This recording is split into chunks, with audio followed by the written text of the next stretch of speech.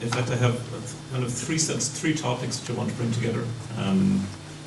What I've seen about Althea's work, a kind of a line of thought I was trying to follow through, and when I saw Althea's work, and especially when Gaynor came up with this idea of unkillability, it seemed to coincide with a certain line of thought I was pursuing at the time. And then finally, what I knew of Canadian art, which is considerably less comprehensive than Victoria's. It just centred on the Vancouver photoconceptualism. So those three things are going to come together, and I'm sure there's going to be huge gaps and things that don't quite fit together, but I'm going to forge ahead anyway. And I'd just like to thank Ina for inviting me. I don't know if Franca's here, but she did loads and loads of arrangements, and I'd like to thank her as well. And everybody here for gathering in the first place. I want to start a little to one side of Althea's work. I promise to get back to it eventually, especially to the pieces Songstress and A Memory Lasts Forever. I'm deliberately kind of avoiding the group work. I can see a connection or a kind of a continuation between what I'm going to say and the group work, but it makes things more complicated, and I want to delimit this. But for reasons that I hope will become clear by the end of my talk, I'm going to begin off camera, as it is. I want to talk about narrative, of all things. By narrative, I mean storytelling, but not in the sense of merely making something up, whether to entertain, entrance, or mislead, but to make sense of events unfolding over time.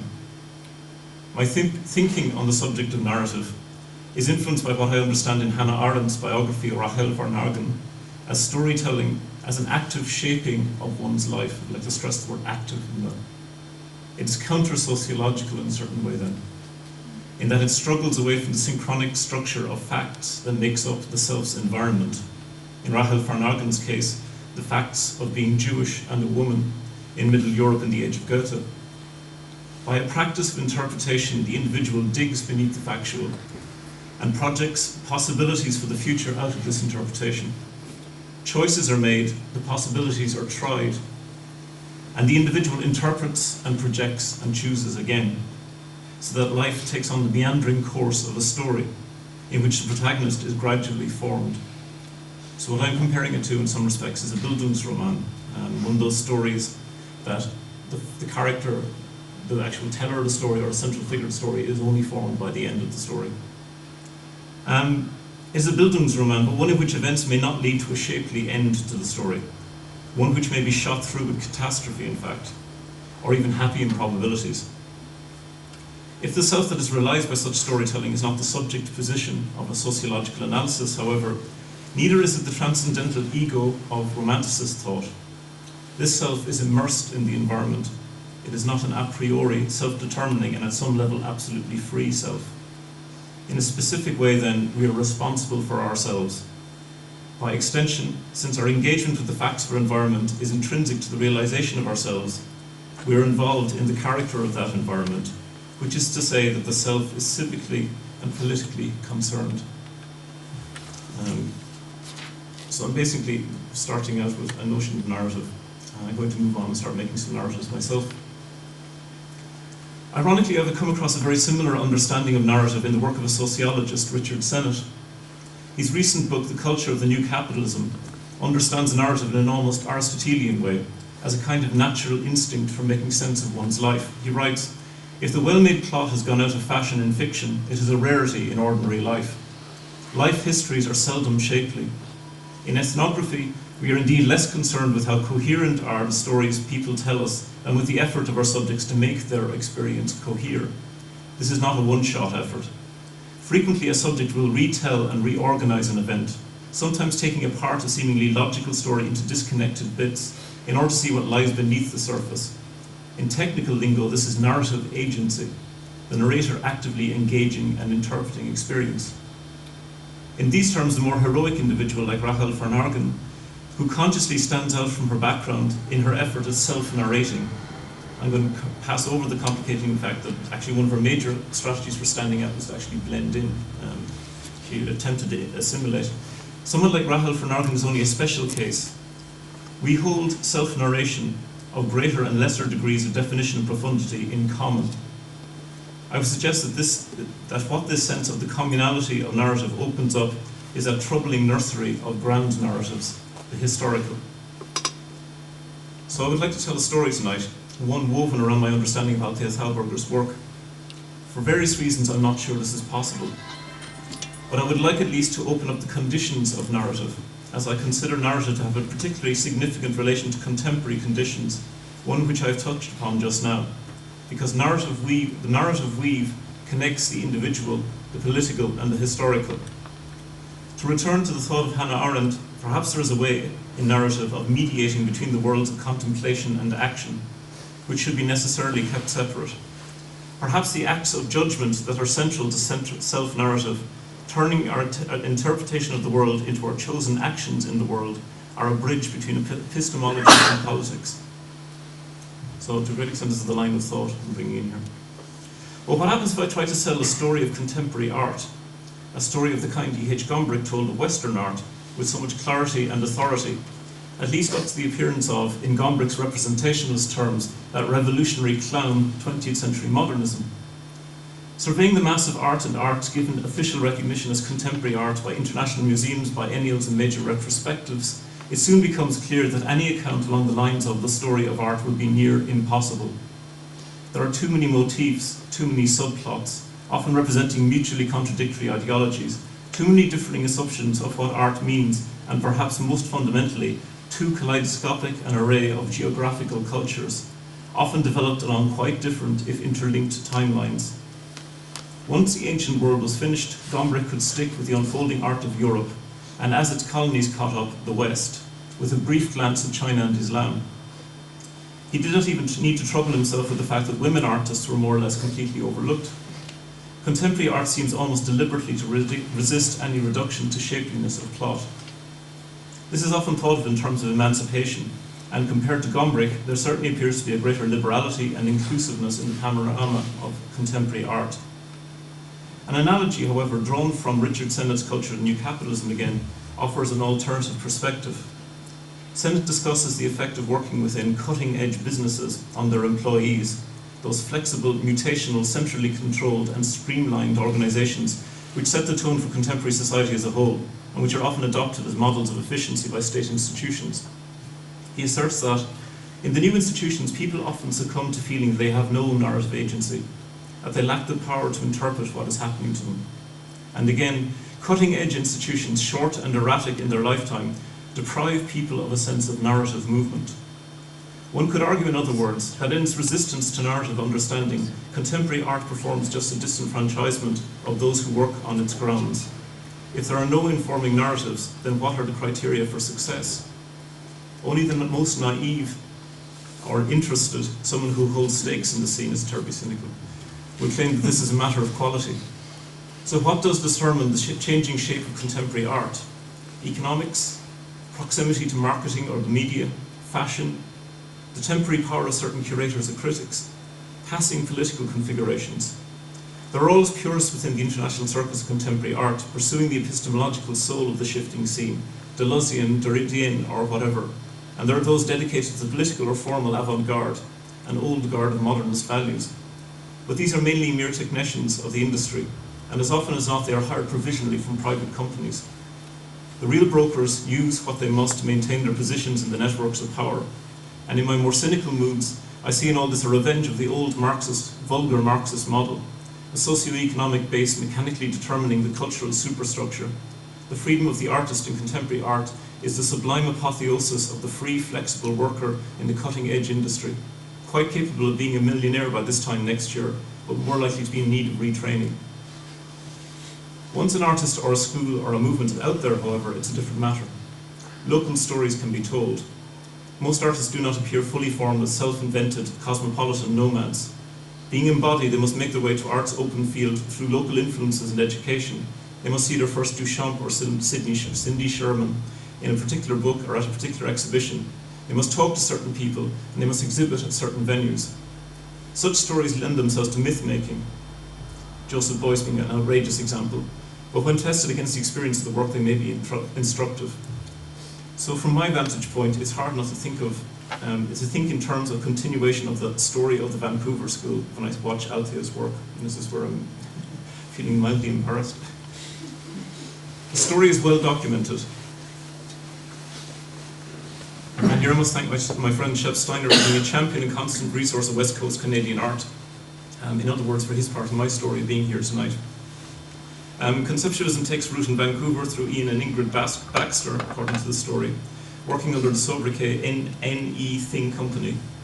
Lucy R. Lippard's 955,000 project and Robert Smithson's presence in the city between 1969 and 1970 aid and influence its growth. Smithson's environmental concern and attention to landscape reappearing consistently in subsequent Vancouver art. And here Dan Graham's influence should also probably be mentioned. A major factor in the generation of a Vancouver school, however, is Ian Wallace's teaching practice at the University of British Columbia between 1970 and 1987. Around Wallace's teaching curatorial activities, the core group of those known as the representatives of Vancouver photoconceptualism, that's Jeff Wall, Roy Arden, Ken Lum, Stan Douglas, and the person I'm calling the chimeric or chimeric Rodney Graham, is formed. By the early 80s, with inclusion in Documenta, the scene had taken on international importance, but still had to receive official recognition in Canada. If Peggy Gale's article for Canadian Art in 1987, Outsiders In, is anything to go by. By 2004, however, Ian Wallace's and Ian Baxter's contributions to Canadian art had been recognised officially at national level by the Canadian Arts Council. A number of features characterised this school from early on. These revolved around a rigorous attention to the apparatus of perception and of signification involved in the artwork, which was usually photographic. Wall points to a continuity with a certain tradition leading out of North American photojournalism, through what he calls Dan Graham's poetic utilitarianism, but also an affinity with the overtly pictorial work of artists like Thomas Strutt. So he takes an ambiguous position, in other words, between socially committed photography and a consciously high art aesthetic. To characterise it crudely, the work of the Vancouver school paralleled the work of the Frankfurt school. That's a pretty crude characterization, but it works for the sake of my story anyway. Producing the visual textual equivalent of the sociological literary work of German critical theory. Casting the artist as intellectual, as for example in Wallace's At Work piece, the work produced was constructed with extreme care. Wall would wait for hours for the exact right moment in a streetscape for certain shadows and parked cars to take on a particular configuration, and often reflected back on the means of interpretation, the position of the viewer, the presence of the photographer, the apparatus used, or its relation to artistic tradition. In Wall's work especially, there are often echoes of canonical paintings, and Victoria's pointed a number of these out.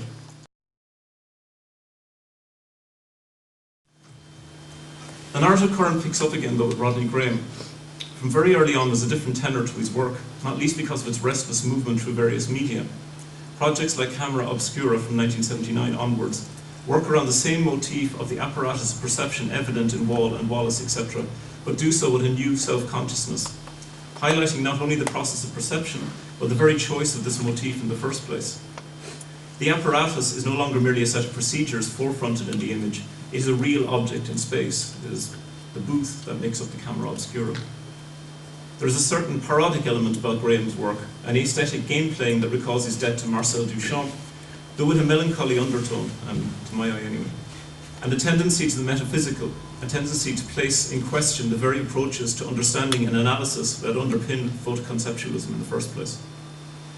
There's also a certain distance from the political consciousness of the original conceptualism. It's registered by this move into the ludic. We are a long way from 60s protest by the time we get to Rodney Graham, or the tougher, more isolated work of the 70s.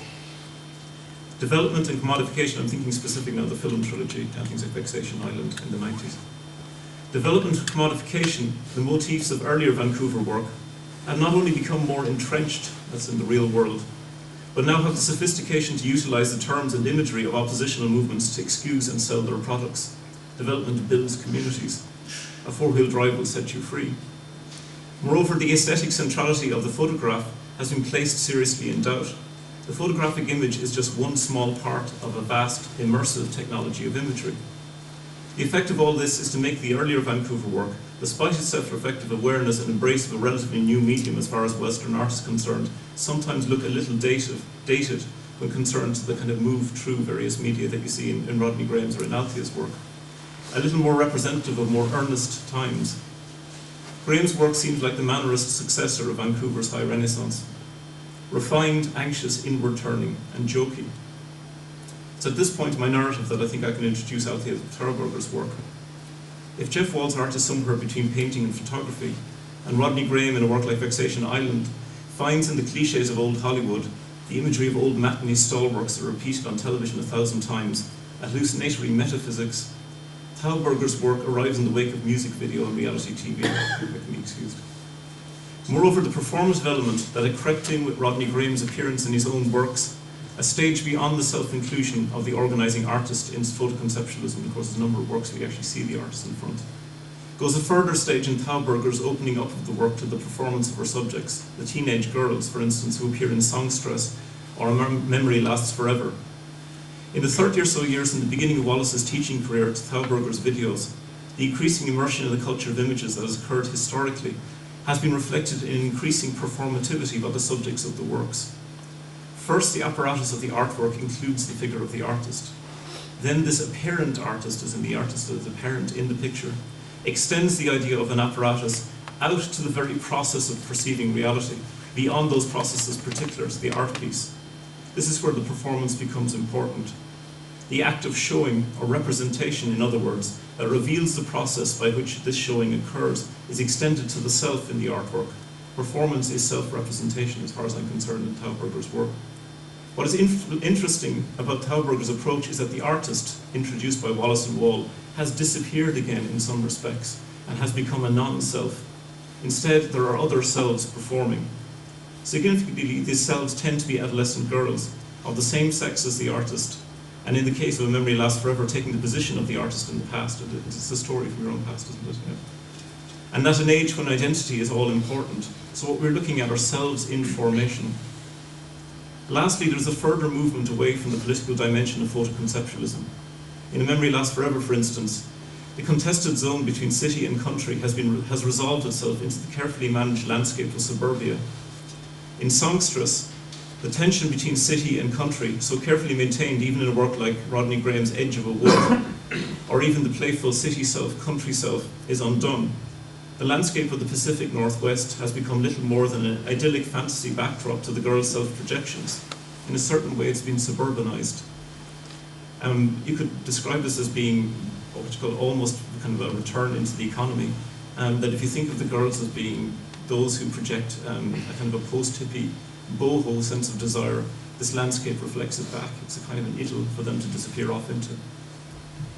To end this particular story of Canadian art then, if we were to extend the analogy with critical theory that I built up earlier, the rigorous self-reflexivity of the Frankfurt School-like photoconceptualists has been succeeded by the more stylized, by which I mean dependent on criticism as performance, in other words, more politically oblique strategies of deconstruction, which is how I'm kind of thinking of photoconceptualism to Rodney Graham, and has finally entered into an ambiguous identification with that very social formation that the original critical theorists had so vehemently opposed. It's a kind of a postmodernism after post-structuralism. This would give me a rather neat narrative, which I could call Wallace to Thauberger, the evolution of Canadian West Coast conceptualism. And by the way, the actual title I've given to this is Songs of Myself, and what you'll have just focused on Althea Thauberger's Songstress and A Memory Lasts Forever. This neatness depends, however, on an artificial separation of the locality of Vancouver art off from the internationalism of contemporary art in general. The artificiality of this separation is quite clear at a number of points. Most blatantly, there is the fact that the story of relatively recent Canadian art is being told by an Irishman in an art institution in Holland. It is equally clear from watching Thauberger's video pieces that Vancouver and its environs cannot be delimited by being simply local, let alone native. Its participants are both local and multi-ethnic. The locale is obviously shot through with the tracks of various cultures and migrations. And a mention of critical theory calls to mind the fact that photoconceptualism grew out of a teaching and conversation that often centered on French philosophy from Foucault onwards. The ideas working within photoconceptualism can hardly be said to be purely homegrown. So we find ourselves back in the territory of contemporary art with one story finished. That land of crisscrossing paths that opposes attempts to making narrative meaning. And I find myself desiring to narrate but wary of doing so. This wariness or hesitancy springs from one main source, that in finding some way of translating the story just outlined into the truer and wider context of contemporary art, that is of translating a local into the international, I end up telling the story of globalization in some respects. Although it is clear that a certain master narrative put succinctly and very helpfully into Hegelian terms by Francis Fukuyama, this famous essay, which is continually brought up. The all-absorbing narrative of liberal capitalism is coming to an end, and not the desired end in a triumphant liberal capitalism. It is still a narrative that has power to influence any act of making meaning on an international scale, even those made in opposition.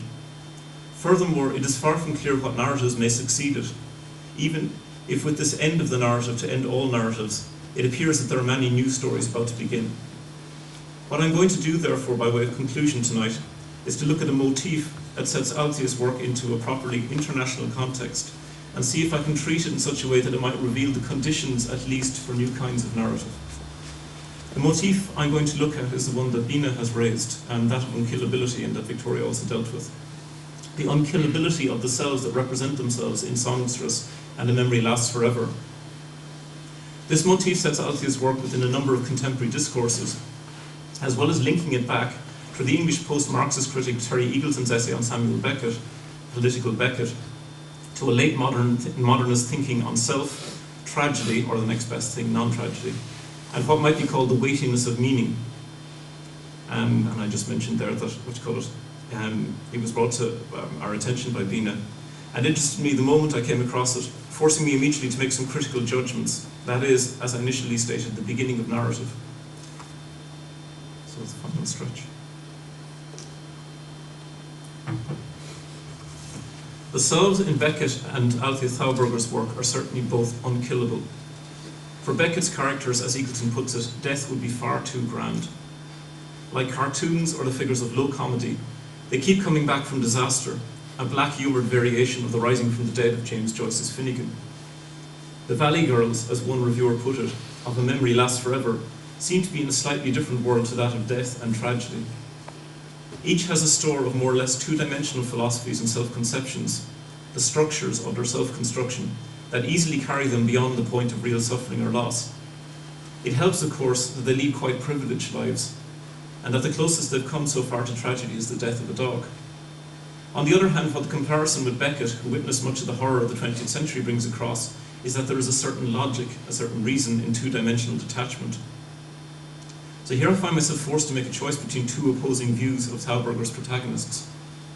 On the one hand, there is a line of thinking that sees the girls, and in other works, groups or communities, as being empowered by their collaborative role. And even if the results are sometimes clumsy, this point of view sees in their moment of self-presentation something genuine that has been gained. Against this, the cliches and shallow platitudes that often come up when the girls are brought in front of camera, like the most painful kinds of teenage poetry, seem to bring a certain ironic voyeurism to the experience. Like the participants in a reality TV show, sometimes it looks like they've been given the rope of exposure and they've managed to hang themselves. So when I came to weigh up these two sides, with the comparison with Beckett in mind, and I decided to think of Thauberger's protagonists in terms of constructed selves and divide them off from Beckett's protagonists, whom I'm going to think of as destructed selves. So this puts me in some place in the middle between the two camps, between the ironic and the affirmative. I think at bottom there's an empathy with the girls, albeit a somewhat painful one. Even at their most irritating, and I have to admit I find it very difficult to watch songstress without having my teeth set on edge a number of times. And I'm very tempted to press the fast forward button here and there, thinking I got her, and yes, it's very, very effective that way. But the girls come across nevertheless as human and understandable, and as a result the empathy, the element of empathy isn't broken, I think. But I still cannot see the idiom as being in any way empowering. There are two limit cases in songstress. There's an Asian girl, I think her name is Sung Hee Park Talbot, is it? Yeah. Near the beginning, whose movements and singing are weird to the point of being unnerving. And a more attractive than average girl, I think is Leah Abramson, at the very end, and who's also lucky enough to have a fairly good voice. With the first girl, the performance starts to take on its own quality. I don't think it begins to reflect, or it no longer reflects inward on our own self-perceptions, and actually starts to look like an art performance in its own right. The second girl comes very close to producing a normal pop video, I think. It's almost foreseeable. I can imagine being in, in France or something and having a video that's coming that way. Her voice is just about strong enough, the fragility is there, and she's quite good looking. And what I'm basically saying is that what happens is there's a kind of an empowerment occurs because they're actually coming close to mastering the performative situation. So instead of performing themselves, suddenly they're actually performing, and they've taken over the idiom in some kind of way. But they are not the norm. It is no coincidence that a Doris Schwartz-like figure, and this is Elsa Hallmeyer. Anyone remember Doris Schwartz? She was in Fame, the TV series. She was the awkward girl, anyway. It's no coincidence that she's the first performer we see. It is important that the various performances don't quite work, that the backdrop takes on an artificial look, that the music is over-supportive and the lyrics unconvincing. The girls earnestly seek to present their genuine selves through performance, but in the staginess of what results, the constructiveness of that self that is performed is made manifest. I choose the word constructed to bind Althea's work back into that short tradition leading back to Ian Wallace, while at the same time linking it to the semiological analysis of everyday practices that someone like Roland Barthes, for instance, undertook in mythologies. The word constructed appears there. In fact, very interestingly, there's the Fiden book of contemporary art. I was kind of having a quick look through it, see if I could get some images when I was going to scan some stuff. I found that Jeff Walls was included on the page right next to the image from mythologies of the African soldier fighting for the French colonies, and the word constructed actually appeared on the page. So it's in the ether somehow.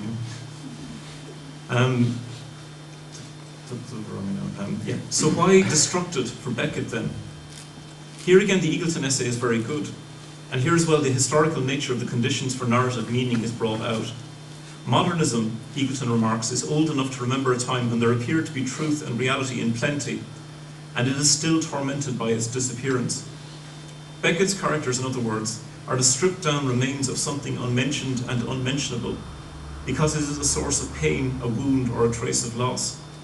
For Barth's semiology, which attempts by means of linguistics to draw a line under the past, to detach language from history, there is no such lost dimension to be mourned. From the girls in Althea's videos, the world is post-developmental, and their fuzzy deities and dreamy philosophies have as their ground a fantasized version of tradition, which might be thought of in terms of brought about by marketing, by being half picked up by what their parents say, things from what's called the newspaper, magazines, the books they read. This brings me to my last point. Beckett's idiom is that of narrative, or to be more precise, that form of narrative that is anti-narrative. His useless tales, repeated events, and non-arrivals consistently undermine any chance of a real story getting underway, but it leaves in place the conditions of narrative, or as Beckett puts it, that something is taking its course. Thauberger's idiom is of quite a different kind, and in this lies its genuine strength, and its relation to narrative's new beginnings. The resemblance to music videos or to excerpts from musicals of her pieces points to their fundamentally non-narrative quality. Now I might have to revise that because I hadn't seen the German piece, and I have to think about that afterwards. But anyway, I'm going to stick with Songstress and Memory Lasts Forever because it makes it easier for me. This extends to the nature of the selves represented as well. They are not narrative, but lyric selves. Songstress and A Memory Lasts Forever presents the lyric self at its moment of constructedness, as its claim to authenticity becomes artificial and unconvincing. What I mean by the lyric self is not just that kind of consciousness that appears in lyric poetry, that is, that poetry that lends itself to song, but a particular kind of historical consciousness that can be seen as far back as the Greek classical period with the poets Archilochos and, more significantly, Sappho. It is an urban self-consciousness that nevertheless feels itself closer to the natural. It understands itself not in terms of laws of blood or the life of the polis, but through its sense of itself, and the unavoidable inner, often hidden feelings, love being foremost among them, that come with such a self. The lyric self had its golden age in the Romantic era, when the motif for songstress, that isolated figure in the natural landscape, became an essential part of modern imagery. But two later moments of the lyric self reveal most about what is at stake in Thauberger's videos. The 60s, in their oppositional and youth form especially, were dominated by the lyric self.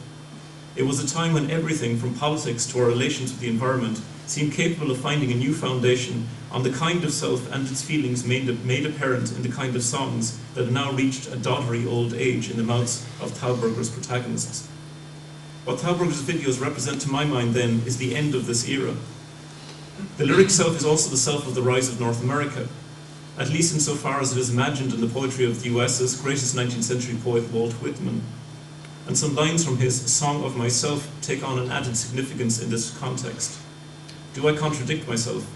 Very well, I contradict myself. I am large, I contain multitudes. Through these lines, the lyric I is allied to the American democratic dream, and like that dream, it brings a benevolent concept of social plurality into being. But it simultaneously threatens, in the singularity of the I, the one American I as it must really exist at any time, to generate a multitude that must be contained. It is at this moment, the moment of the failure of the containment of the multitudes by the liberal capitalist version of that democracy, the moment of the failure of this historic lyric I, that Thauberger's version of the photoconceptualist art of constructiveness represents. It is also the moment of the beginning of new narratives. Thank you.